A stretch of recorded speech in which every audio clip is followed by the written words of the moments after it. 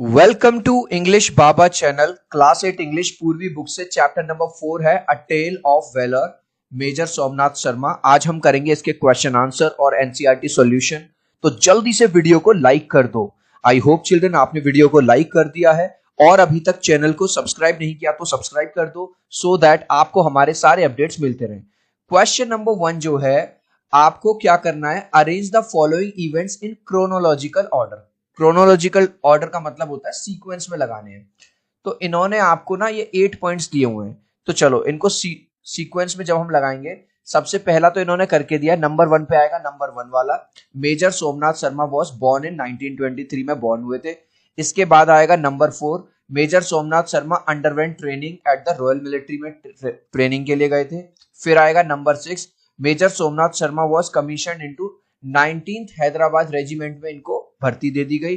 फिर है number 3, the D company under the command of major Somnath Sharma के अंडर में डी कंपनी ने क्या किया, इनको श्रीनगर भेजा गया। फिर major Somnath Sharma requested air strikes, और इन्होंने एयर स्ट्राइक मतलब हवाई आक्रमण किया, ठीक है, किस पे, एनिमी पर, बदगांव में। नेक्स्ट नंबर पे जो आएगा वो है नंबर 7 वाला, major Somnath Sharma was killed immediately after a mortar shell hit him. और जब वो जो युद्ध बारी चल रहा था, जब उनके ऊपर एक बारूद गोला फेंका गया, उसमें उनकी मौत हो गई थी। फिर आएगा number 2, even after losing major Somnath Sharma the soldiers fought bravely.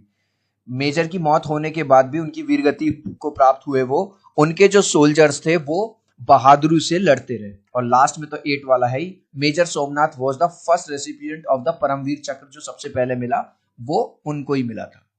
Next question है, आपको ये पैराग्राफ पढ़ना है। इस पैराग्राफ को पढ़ के ये बताना है, what can be inferred about the conditions from the line. The air was thick with gun fire. यहाँ पे युद्ध की बात हो रही है, जब युद्ध चल रहा था। इसका मतलब क्या है, इसका मतलब है there was intense fighting on the battlefield. युद्ध के मैदान पर बहुत बुरी तरह से, बहुत ज्यादा घनघोर लड़ाई चल रही थी। डेस्पाइट हैवी कैजुअलिटीज, जबकि बहुत सारे सिपाही मारे जा रहे थे, major Somnath Sharma continue to lead his man. वो अपने साथियों का नेतृत्व करते रहे। क्योंकि वो अपनी ड्यूटी को प्रॉपर निभा रहे थे, अपने देश से बहुत ज्यादा प्यार करते थे। तो आंसर में बस आप लिखेंगे because he was deeply committed to his duty and his nation, क्योंकि वो अपनी ड्यूटी के लिए और अपनी नेशन के लिए पूरी तरह से कमिटेड थे।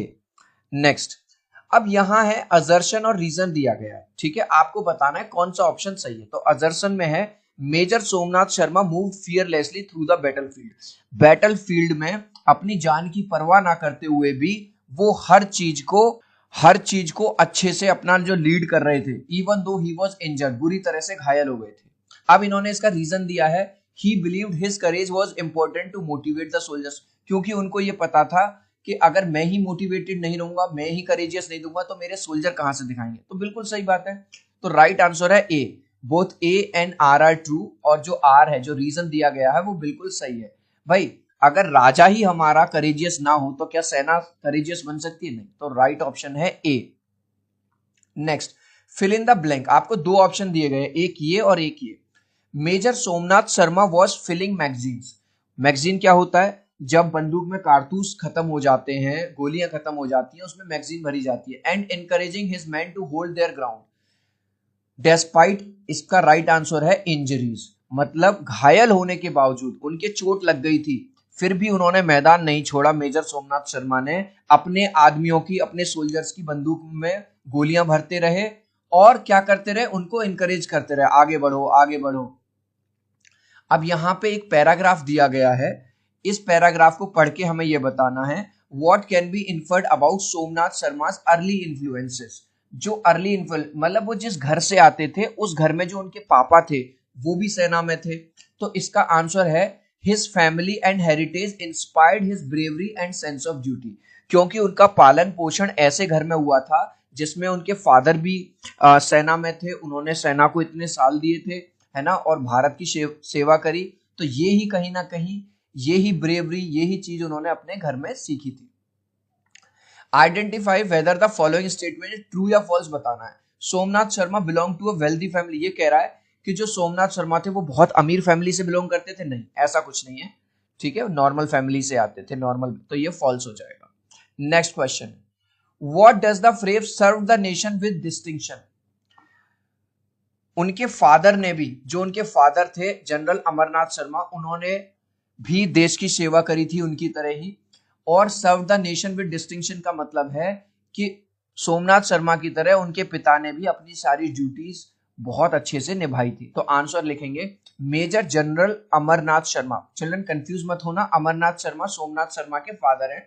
Performed his duties with dedication, उन्होंने पूरे समर्पण के साथ अपनी ड्यूटी को निभाया, पूरे ऑनर यानी सम्मान के साथ और एक्सीलेंस के साथ।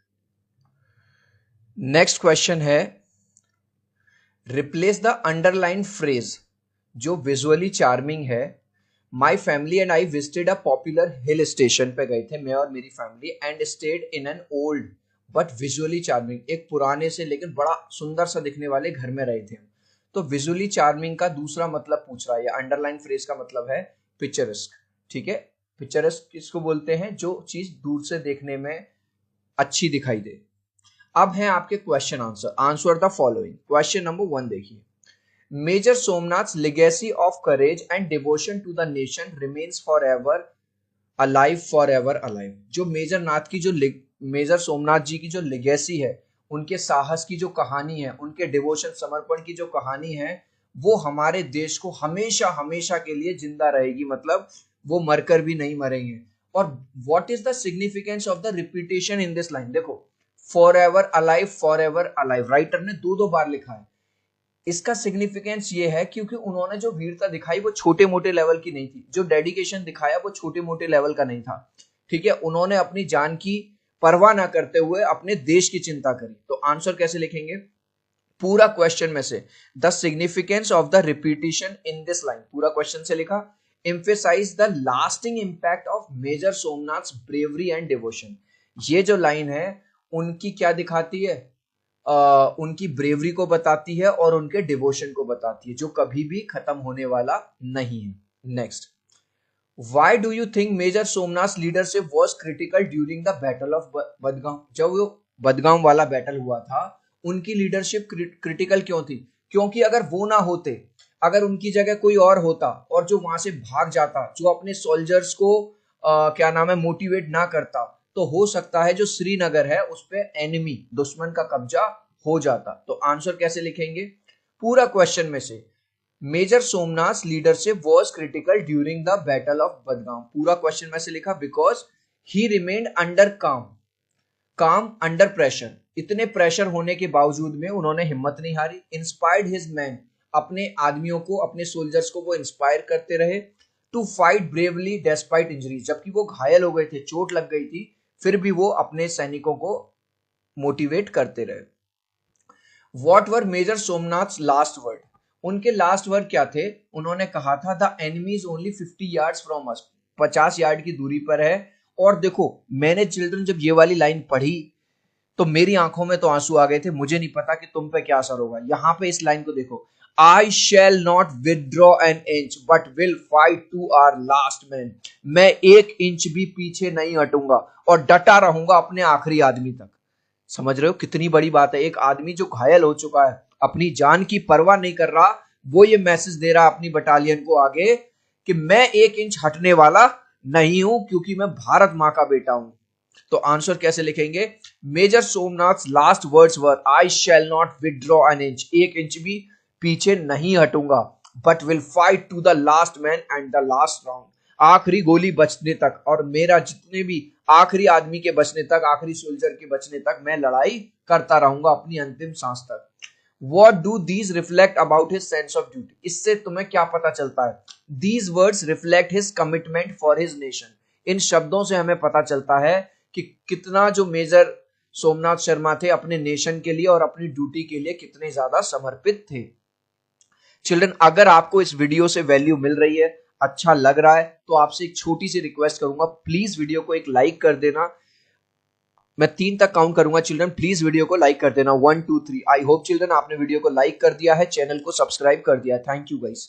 नेक्स्ट क्वेश्चन देखिए, what might have been the outcome of the battle of Badgam if Major Somnath and his company had not held their ground? तो चिल्ड्रन क्वेश्चन ये पूछ रहा है, अगर मेजर सोमनाथ इस बैटल, जो बैटल ऑफ बदगाम था, ये जो युद्ध हुआ था, अगर उसमें वीरता से युद्ध ना लड़ते या हट जाते तो क्या होता? तो होता ये कि जो दुश्मन सेना थी वो कश्मीर पे और श्रीनगर के आसपास एयरपोर्ट पे क्या कर लेती? कब्जा कर लेती। तो आंसर कैसे लिखेंगे? The enemy might have captured the Srinagar. तो अगर ऐसा ना होता, अगर हमारे जो वीर जवान सोमनाथ शर्मा जी थे मेजर, अगर वो अच्छे से लड़ाई ना लड़ते वीरता के साथ, तो दुश्मन सेना श्रीनगर एयरपोर्ट पर हो सकता है कब्जा कर लेती और जो सराउंडिंग एरियाज और जो आसपास के एरिया उन पे भी अपना कब्जा कर लेती।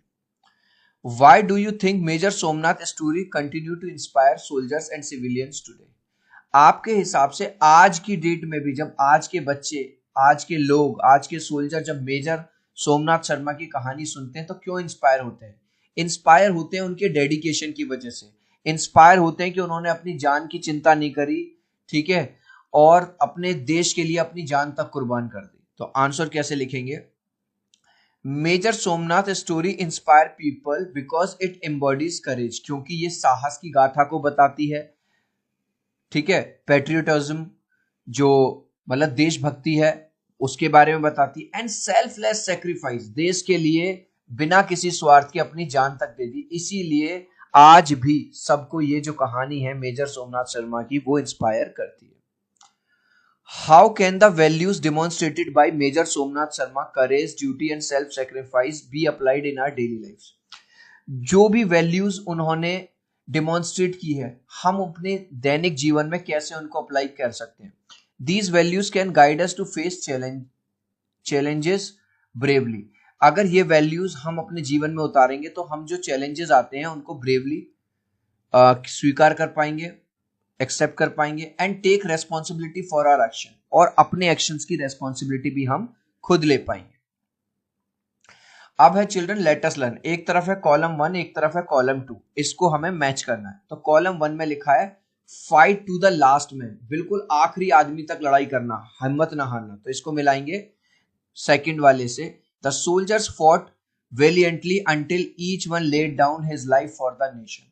सारे के सारे जो सोल्जर्स हैं बड़ी वीरता से लड़े। फॉइल द प्लान का मतलब होता है किसी का प्लान खराब कर देना, उसने जो दुश्मन ने जो सोचा था। Spy disrupt the enemies effort, इसमें आएगा फोर्थ, जासूस ने एनिमी के एफर्ट को डिसरप्ट कर दिया। डिलीवर अ ब्लो मतलब a sports team scores a last minute goal, जो जैसे मान के चलो फुटबॉल का मैच चल रहा है और आखिरी के मिनट में ही एक टीम ने क्या कर दिया? गोल कर दिया, गिविंग देम अ लीड, उनको लीड मिल गई और अपोनेंट का कॉन्फिडेंस उन्होंने हिला के रख दिया। होल्ड देयर ग्राउंड यानी अपनी जगह से ना हिलना। Soldiers stay in their position to fight back, मतलब सोल्जर्स थर्ड वाले से मिला दोगे, डर नहीं रहे हैं और अपनी जगह पे डटे हुए हैं। अब now complete the following sentence using the expression from column 1। अब ये जो कॉलम 1 में ये जो चार चीजें आई थी, इन्हीं से हमको उठाना है और ये फिलअप पूरे करने हैं, ठीक है। तो चलो इसके आंसर देखते हैं। The detective manage to foil the plan, पहले में आ जाएगा फॉइल द प्लान।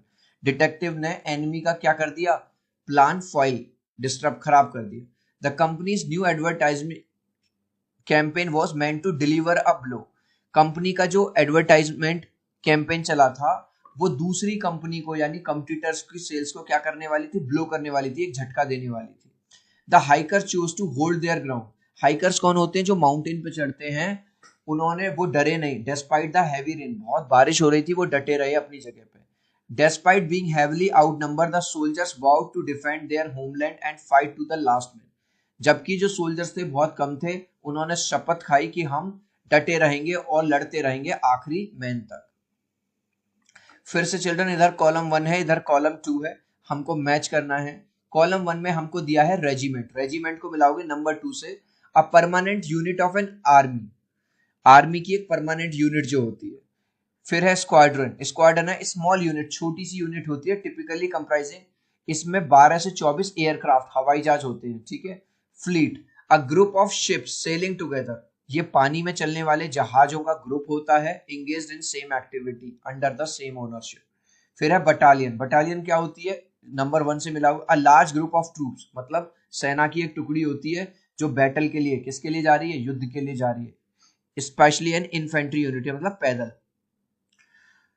अब कह रहा है now fill in the blanks suitably with words. फिर से यहाँ पे जो कॉलम 1 में जो वर्ड्स दिए गए थे ये वाले, इन्हीं को उठा के इसमें फिल करना है। तो आंसर देखेंगे, पहले में लिखेंगे the commander officer commanded address the entire regiment.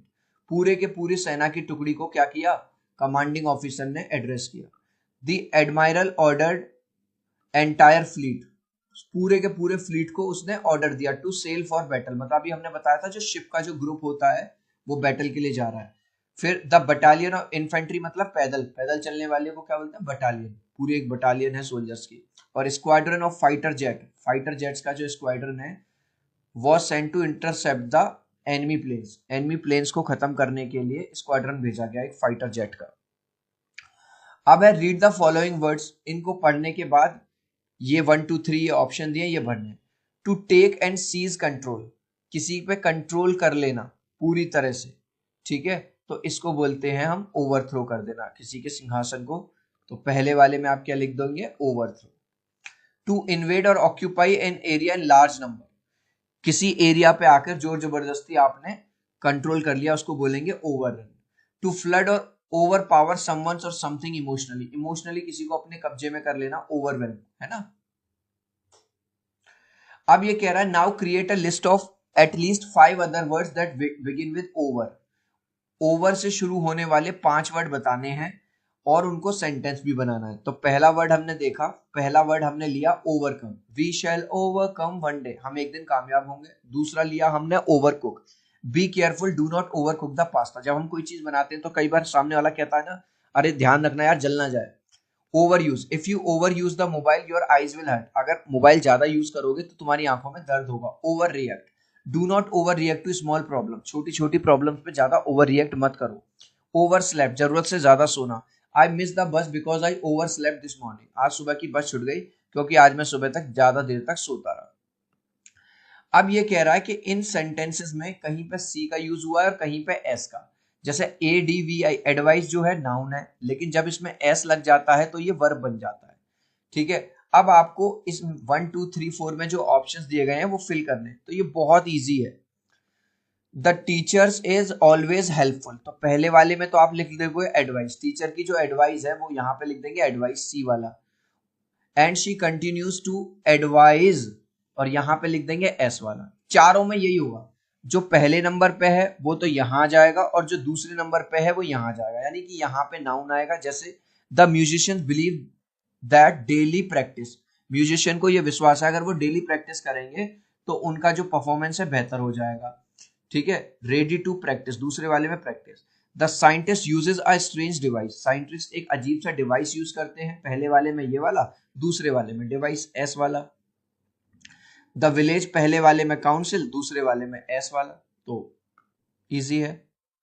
अब है भैया सब्जेक्ट वर्ब एग्रीमेंट, तो पहला देखेंगे हम, the bouquet of flower dash beautiful, जो बुके है फ्लावर का इज आएगा या आर आएगा, पहले में आएगा इज। बच्चा पूछेगा यहाँ तो फ्लावर्स है लेकिन यहाँ बुके की बात हो रही है, बुके में बहुत सारे फ्लावर्स होते हैं, कलेक्टिव नाउन, तो यहाँ इज आएगा। Neither the teacher NOR the student, जब नीदर और नोर से जुड़ा हुआ हो तो जो सब्जेक्ट बाद में हो, अब बाद में है स्टूडेंट्स, स्टूडेंट्स प्लूरल है तो यहाँ पे आएगा verb. Each of the participant, क्या लग गया ईच, ईच के साथ हमेशा सिंगुलर वर्ब आती है, हैज लगेगा। द डेटा, डेटा वर्ड हमेशा सिंगुलर के लिए यूज होता है तो शोज लगेगा। The data collected by researchers shows one of the players, अब देखो प्लेयर्स नहीं है, वन, एक प्लेयर की बात हो रही है तो एक प्लेयर के साथ वॉज लगाएंगे। ईदर द चिल्ड्रन और देयर गार्जियन, अब ईदर और के साथ देखो बाद में जो वो लगा है सब्जेक्ट वो सिंगुलर है तो सिंगुलर आएगी। Has to attend the meeting, या तो गार्जियन का या बच्चों को मीटिंग अटेंड। अब पेयर ऑफ शूज, पेयर है, एक पेयर हो गया है ना, तो इज। अगर खाली शूज होता तो आर होता। नीदर द स्टेटमेंट, कोई भी स्टेटमेंट नीदर हमेशा singular. The members of the jury की बात नहीं हो रही, मेंबर्स की बात हो रही है, प्लूरल। हैव डिलीवर्ड, जो जूरी के मेंबर्स हैं उन्होंने डिलीवर कर दिया जो भी उनका डिसीजन था। मैथमेटिक्स सब्जेक्ट, कभी भी किसी सब्जेक्ट की बात होगी तो singular word, mathematics is an interesting subject. इस लास्ट क्वेश्चन का आंसर आप मुझे दोगे कमेंट सेक्शन में, देखूंगा कितने बच्चे राइट आंसर देंगे। History dash my favourite subject, तो हिस्ट्री इज या हिस्ट्री आर या हिस्ट्री वर। आप चाहो तो अपने आंसर में कमेंट में ए बी या सी लिख देना, मैं समझ जाऊंगा। सो आई होप मेरा ये वीडियो आपको बहुत अच्छा लगा होगा। प्लीज वीडियो को लाइक कर देना, चैनल को सब्सक्राइब कर देना। अब हम मिलते हैं अगले वीडियो में। Bye bye.